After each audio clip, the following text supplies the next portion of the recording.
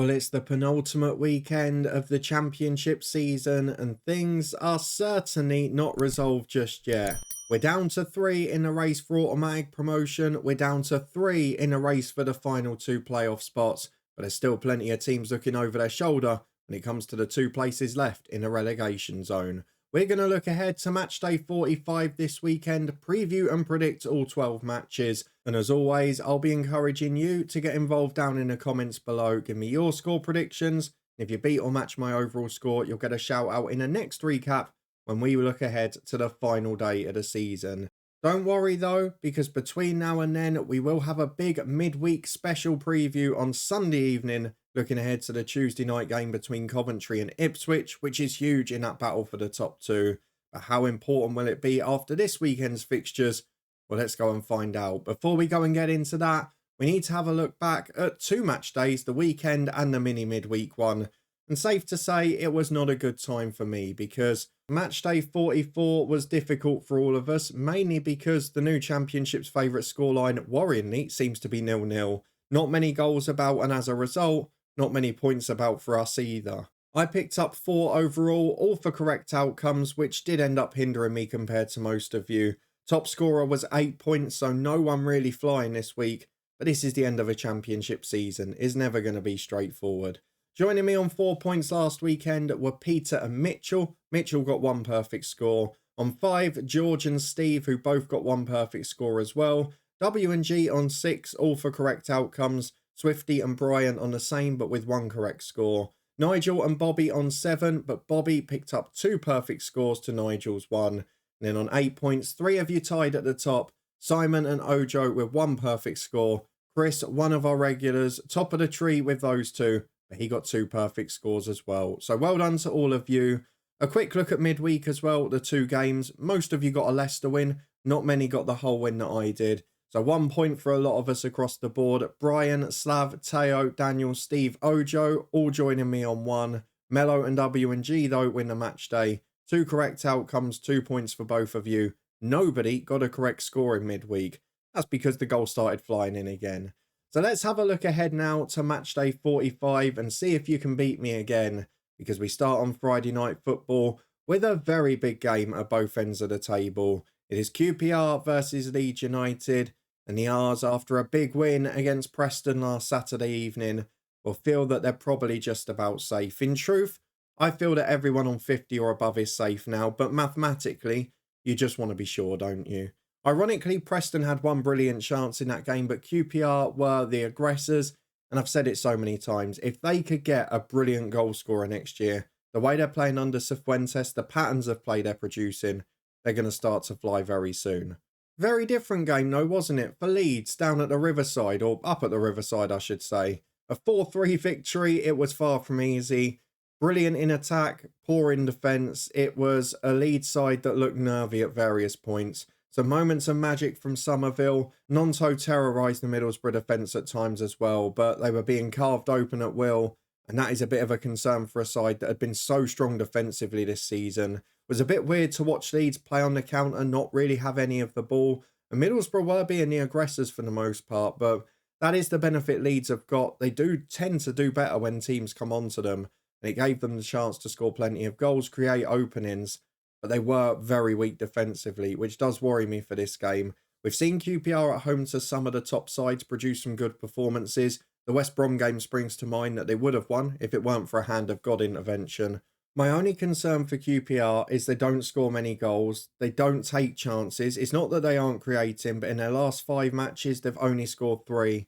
And they've had some disappointing days at home. Defensively, they're improving, but Leeds are going to have to come out and attack them if it's, say, 0-0 after an hour. With Ipswich having the game in hand, Coventry in midweek now nothing to play for. Leeds have got to be aggressive. And I think, again, it'll be nervy. I think they will edge this one by 2-1. On to Saturday now, where we have 9 3 p.m. kickoffs, beginning with Blackburn Rovers versus Coventry City. Blackburn missed the chance to secure safety with a 3-1 home defeat to Sheffield Wednesday on Sunday. And my God, that own goal from Ainsley Pears just shows you what happens to players when they panic under pressure. Still had time to just palm it away and give away an indirect free kick, but just one of those things. Reminded me of Peter Enkelman with the angle and the slice, but Obviously not from a throw-in. A very poor day for him. Didn't cover himself in glory for the first goal, albeit it was a great finish by Wednesday. The only positive is that Sammy Schmodix was at it again and scoring another goal. But Blackburn, they've tightened up at times, but 2 of the last 3 now they've conceded big goals and big defensive errors too. It's not a great time for them at the moment, and they'll be hoping that the big game later on between Huddersfield and Birmingham goes the way they want it to. For Coventry City, very interesting, because I said they give United a game in the FA Cup. My word, did they? A whisker away.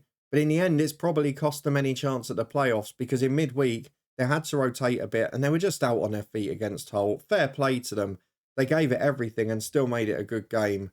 But you could see Hull were the fresher side and they were the better side in the end. That 120 minutes and the agony of penalties clearly did take a bit out of Coventry. But you can't underestimate the job Mark Robins has done. I'm sure he'll still be going for them to finish as high as possible. And I think in this game, do you know what? I think the pressure's all on Blackburn. Coventry will have a bit of freedom. They'll have a bit of space to attack. And the Blackburn can't play like the away side here. They've got to try and get the result. They've got an awful defensive record, joint worst in the league after Rotherham. And I'm going to go for Coventry to take advantage and win by 2-0 at Ewood Park. Let's move on then to our first nothing game of the day, which is Bristol City versus Rotherham. Rotherham United already down, but since we recorded the last predictions, did appoint Steve Evans and then fought to a spirited draw against Birmingham. Of course, he led them to a double promotion last time he was in charge, and they'll be hoping that he can get them back on board next year. Had a great season with Stevenage. I've seen them live a few times, and they were actually pretty aggressive and far improved in their performance against Birmingham, albeit City weren't producing an awful lot going forward. For Bristol City, it's gone back to draws galore. They love a Championship's favourite scoreline now. After that 5-0 against Blackburn, I mean, the positive is they've kept the unbeaten run going, and it was a far improved outing from what we saw at home to Huddersfield the one before. The home form hit and miss. How do you judge between a 5-0 demolition of Blackburn and a very poor 1-0 draw at home to Huddersfield? I'm going to go for an ugly one. Rotherham haven't scored in 4 despite the improvement last weekend, so Bristol City for me will nick it by 1-0. Another game with very little riding on it is 11th v 9th. It is Cardiff City versus Middlesbrough. Middlesbrough mathematically out of the playoff race now after not beating Leeds on Monday. Great game of football though, and they were very aggressive, but defensively, it's a little bit of a concern the last few games after clean sheets at home. The last 3 games, 7 goals conceded, and they were pretty open at best. For Cardiff, it's very much end of season, nothing to play for form. Loss, win, loss, win, loss, win. What the hell do you go for? A really good result against Southampton. Great moment for the teenager Kean Ashford. Really lovely for him. They were second best at times, but you know Southampton are going to have a lot of the ball. They kept a well-disciplined shape. Yes, both sides had a number of chances to score, but in the end Cardiff took theirs, and it was a lovely moment for the youngster. And great spirit again to fight from one down. So, shown a lot of qualities this season, Cardiff. Had a pretty good year. I'm not sure what they're going to do in this one, though. I think Middlesbrough generally struggle to break more defensive teams down. We've seen it a lot this season. They haven't always been consistent in front of goal. And while Latiolaf looked very sharp in the Leeds game, he's not been consistent this year, and he has been hampered and out the team at times. So I'm going to go for the Championship's favourite scoreline. I was tempted by a 0-0, but let's go for goals. This week will be better, and I've gone for all the 0-0s later. So here, 1 goal apiece. On to, I would argue, the biggest game of the day, and one that will certainly decide the fate of one of these sides for relegation. It is Huddersfield Town versus Birmingham City. Huddersfield 23rd place on 44. Birmingham a place and 2 points above. And with Huddersfield's gap to Sheffield Wednesday now 3, this becomes a must-win game for them in their chance for survival. And it doesn't look promising, does it? Because the last home game against Swansea, a mid-table side with not a lot to play for, they fell apart. They were in the game for 70 minutes. And I say in the game, they were holding their shape. They were keeping themselves in it. But there was a bit of a fear factor there. Very little attacking intent. Couple of half chances from distance, but no shot on target. Nothing clear-cut. And Swansea tore them apart. And what's worried with Huddersfield a few times is once that second goal's gone in, they've then let in more. And their goal difference is now almost as bad as Wednesday, which could end up being crucial too. So that 4-1 at Preston and a 4-0 against Swansea, damaging moments and real collapses late on. It's a side that's given up when it's under pressure, and that is a worry going into a game like this. Birmingham, we know, much more solid defensively under Gary Rowett. I mean, you've got to look at these owners, and if Birmingham City go down, they deserve huge stick for sacking a manager in the playoffs, going for a commercial name and putting themselves in this position, because Birmingham, I would have suggested, would have probably been up where the likes of Preston and Cardiff are if they had John Eustace in charge. It's still not that great to watch. Hopefully for Tony Mowbray's sake, they can stay up because he deserves a good job to go into. But a 0-0 away at Rotherham, a Rotherham side that had more opportunities than them as well. I know the Steve Evans appointment wasn't great timing for them, but look, it wasn't a great effort. A brilliant win against Coventry, but they didn't back it up. And now this is a game where, again, you look ahead to the final day and say they'll probably want to win in this one to get themselves out of the zone before the final day of the season. I think we will see a slightly different approach from the two sides because Huddersfield will have to be aggressive, certainly in the last half an hour if it's 0-0. They've got to win. Birmingham will probably be happy to sit back and hit on the counter at that point, and they've got that threat from set pieces in the air that Huddersfield have struggled at times to deal with. So I'm going to go for this to be an ugly game and possibly a fairly late winner. I'm going to go for Birmingham City to sneak their way out of the bottom three with a 1-0 win away at Huddersfield. Moving on to another game that is big at the bottom. It is Millwall versus Plymouth Argyle. Thanks to the efforts of Neil Harris and his team, Millwall are not worried about this game. 53 points mathematically safe and 3 wins in a row. What a fantastic job he's done. A large parts it's not been pretty to watch. There've been a lot of ugly 1-0 wins in there. And they scored at Sunderland with their only shot on target in a game where they should have let in 2 or 3. But again, you can say that so many times. It's not luck after a long time. Millwall keeping their shape. They're much more disciplined. They've gone back to basics and they've been rewarded for it. So well done to them for getting safe. But for Plymouth, it's a very different story. After 3 decent results, it was a hammering away at Stoke. And that was a big one as well. Allowed Stoke above them and just put the pressure on. Only 2 points clear of Birmingham City after a late collapse in the first half and then that hammer blow third in the second half. In truth, if Stoke had been a bit more ruthless, it would have been more than 3. They had 4 or 5 great opportunities, over 20 shots overall, but they didn't have their shooting boots on, which kind of helped Plymouth out here. The goal difference is something that may play into their hands from earlier in the season, but it doesn't look particularly good. And if Birmingham win this game, Sheffield Wednesday have been playing well, this could be a very difficult weekend for Plymouth. There was almost a celebration after that Leicester game, as if it were done, as if they got themselves right out of trouble. But I'm not sure they're out of it yet. I said when Ian Foster came in a few months ago, it was going to be very difficult. And now back under interim management, this could be a tricky game. I don't see how they beat Millwall away because Millwall have their biggest strengths where Plymouth have deficits, defending the box from aerial threats. They're not the greatest at defending wide areas and crosses. And in attack, they've just lost so much of that threat that they had under Schumacher. And under their interim management even, they can't seem to win it back. So for me, I'm going to go for Millwall to win comfortably. There obviously is a risk that the Millwall will think they're safe now and just completely be on the beach. But with players playing for their future and only 2 more games for Harris to assess them, I think they're going to turn up. And I'm going to go for 2-0 to Millwall. On to a big game in a race for the playoffs. As 6th place Norwich City host Swansea. Swansea have nothing to play for and they're playing like a side that doesn't. 3 wins in a row. But to be fair, I think there's a bit more to it than that. We mentioned Luke Williams had a horrible couple of months when he came in with the fixtures. Now they've played against 3 sides in that bottom third and they've beaten them all pretty comfortably. Really good finish against Huddersfield. They were relentless to the end, even at 2 or 3 up. And again, they were far the better side in that game and deserved to win it. But this game's all about Norwich, isn't it? A side that I tipped for promotion pre-season is started awfully. Fans wanted Wagner out at the midway point. But now 4 unbeaten. Not the happiest with a draw against Bristol City and not the best performance. But it's another point on the board. Hull the only side that can stop Norwich or West Brom getting into the playoff places now. I put 2 all winning originally here. And I'm really thinking that Norwich might nick it. Partly because of the pattern of win-draw, win-draw. But also because Swansea, they did struggle in that run against the top sides, particularly away from home. Norwich at their best are one of those. They'll want to get it wrapped up so they can rest players next week. And they might even want to nick 5th because based on Southampton's performance in midweek, they'll want to avoid Leeds or Ipswich, won't they? So I'm going to go for Norwich to get the job done here in a narrow victory by 2-1. Well, one of the few games this weekend that's big at both ends of the table. Sheffield Wednesday host West Bromwich Albion and the Baggies are starting to stutter in their bid to secure a playoff place. Just 3 points clear of Hull, level with Norwich. The goal difference might be a big factor, yeah. A defeat away at Leicester, which was a little unfortunate. In the first half, they were very good. And let's be honest, they were a brilliant Hamza Chowdhury goal line clearance away from drawing the game. But they were the better side. They created more chances than they normally do in any home match. But they just got done by the counter. They couldn't compete with it. And Leicester on paper are the better side. There's no shame in that. The real difficult ones for them have been the draws recently. And to be fair, they've only won one of the last 6. That was at home to Rotherham. The red card against Sunderland and losing that game was a big problem for them, because it would have been all wrapped up by now without that.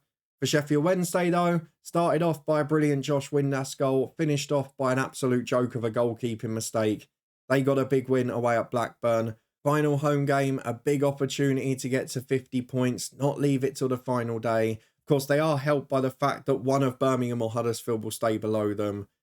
But if Plymouth lose, as I've predicted, they'll really want to pick up a result here. They've kept Blackburn in the mix as well, but West Brom need a result for the playoffs, which makes this difficult. West Brom have drawn a lot of their recent games. The last 3 home games for Sheffield Wednesday have been draws, 2 of them by 1 goal apiece. I'm going for the Championship's favourite scoreline, and to be honest, I don't think either side would be devastated with that result. As we move on to a game that has lost importance since midweek, it is Southampton versus Stoke City. Southampton hapless at Leicester after a crushing disappointment against Cardiff. A week ago, we were saying could they crash the top 2 party after a brilliant win against Preston. They were the only one of that top 4 looking confident. But at Leicester, it all fell apart. I have to question Russell Martin at 1-0. Took James Bree off and switched the fullbacks, and Ryan Manning got an absolute pasting after that. Leicester then went on to score 4 in quick succession. A 5-0 hammer-in could be a defeating blow confidence-wise. And you also have to question, what are Southampton doing without Flynn Downs? And the answer is, they're not winning or controlling many games.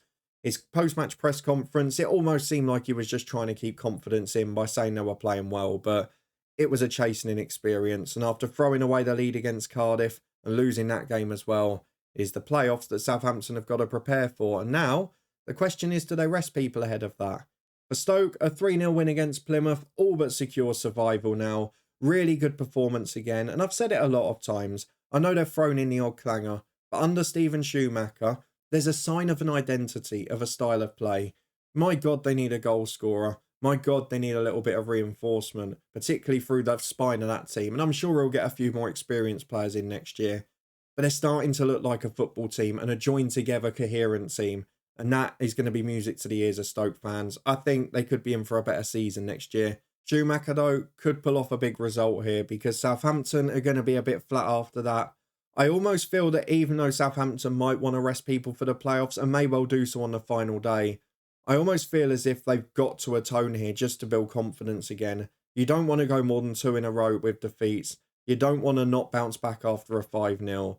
So I'm going to back Southampton to win this, and I'm going to go so comfortably. They'd scored 3 in their previous 2 home matches. I'm going to go for the same again at 3-1 to the Saints. And the final 3 p.m. kickoff on Saturday is Tom Cleverley's Watford at home to Sunderland. And my God, on paper, this game does not promise goals, does it? Watford have drawn 3 of their last 4 0-0.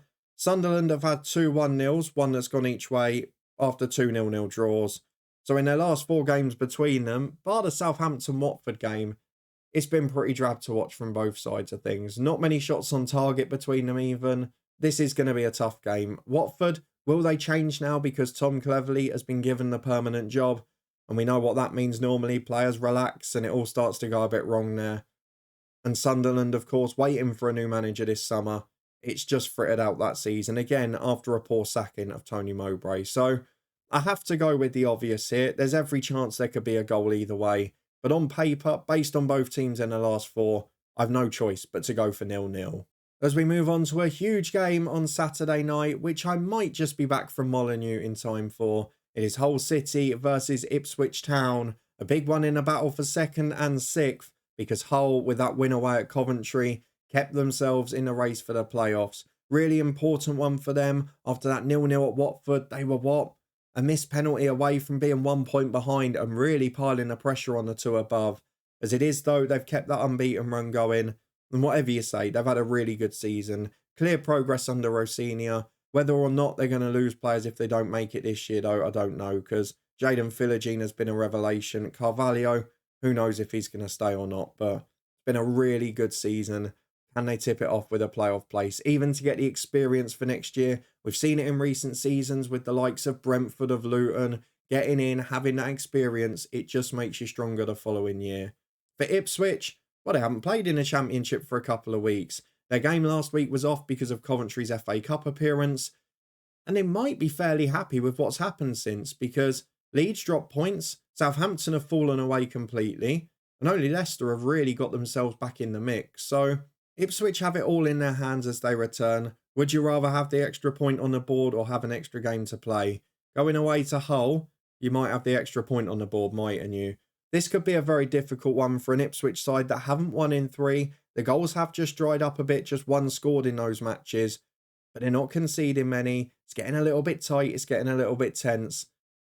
I really don't know what to go for here. Hull City have been very good at avoiding defeat this year, as have Ipswich, who have lost the least in the Championship, but both have drawn a few too many, which is why they're probably just slightly behind in their respective races. So as a result, I'm going to sit on the fence with the Championship's favourite scoreline. I think both teams have got a moment of magic in them. Both will want to avoid defeat. It might not be enough for either, but I'm going to go for a 1-1 draw. And the final game is on Monday night, and it sees Preston North End host leaders Leicester. Leicester, well, by then could have the title or promotion wrapped up, depending on other results. But if not, there might be some pressure on them playing last on the match day. They won 5-0 against Southampton, showed no signs of pressure in midweek. Wonderful performance indeed. And to be fair, once Ryan Manning came on the left, Fatawu had an absolute field day, didn't he? Brilliant performance from him. Restricted Southampton to next to nothing and just carved them apart on the counter. I've criticised Maresca at times in recent weeks, but he got his game plan spot on there. They've obviously had their struggles on the road recently. All of their last 3 away games ended in 1-0 defeats.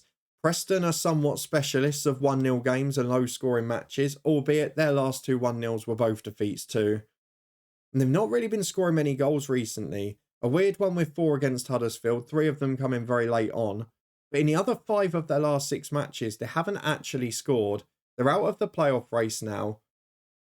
And I just wonder with this game whether it's going to end up being a little bit of maybe a damp squib in the end, because Leicester City might only need a point. It's hard to predict what they're going to need then. And Preston always set off with a base of not being beat. I know against Southampton they struggle with that movement, but Leicester are a side that try and carve teams open on the counter a bit more, create space in behind, hit a speed on the break, and Preston won't offer up any space at all. So again, it comes to whether Leicester can break them down early, try and open them up.